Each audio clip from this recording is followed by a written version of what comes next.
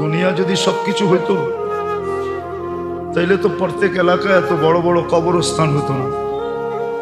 না আপনাদের এই এলাকায় কবরস্থান নাই, বোঝা গেল এখানে থাকা যাবে না, চলে যেতে হবে। আর আপনার আমার অস্তিত্ব দাতা আমি নিজে না। আপনার ভিতরে যত যোগ্যতা আছে এটা কেউ দিছে বিদায় আছে, নাইলে সব মানুষই বিসিএস ক্যাডার হতো, ঠিক না? হাজার হাজার পরীক্ষা দিয়ে 2-4 পাস করতো না, তাহলে সবাই বিসিএস ক্যাডার হতো, সবাই বিসিএস কি হতো, অফিসার হতো, ঠিক না? হ্যাঁ, মেধা সবাই সমান না, আল্লাহ যতটুক দিছে অতটুকুই।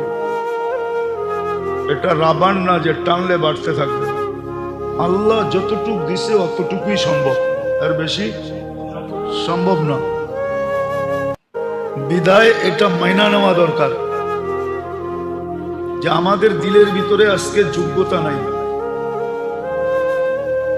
দিল অতটুকু সজাগ না যতটুক 1400 বছর আগের মানুষগুলার ছিল। কাফের ছিল কিন্তু দিল সজাগ ছিল, যোগ্যতা সম্পূর্ণ ছিল।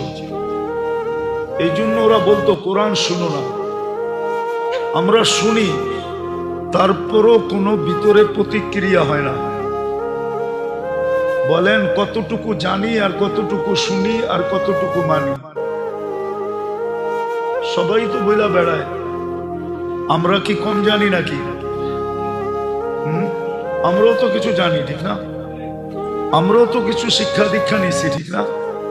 আচ্ছা, আপনি যতটুকু শিখছেন অতটুকু মানেন? বলেন, যতটুকু জানি অতটুকু মানি, যতটুকু শুনি অতটুকু মানি? যদি না মানি তাহলে আমি শুনলাম কি, শিখলাম কি, জানলাম কি? অথচ মানুষ দেখা যায় জান পর্যন্ত দিতে রাজি, নাইলে 50 লাখ টাকা দিয়ে আমেরিকা মেক্সিকোর জঙ্গল পার হইয়া কেন যাবে? ওর দিলে গাইথা গেছে আমেরিকা, ঠিক না? গেলেই ডলার, ঠিক না? সত্য তো। 1 টাকা 127 টাকা, ঠিক না? এখন জানের বাজি রেখা যেতেছে।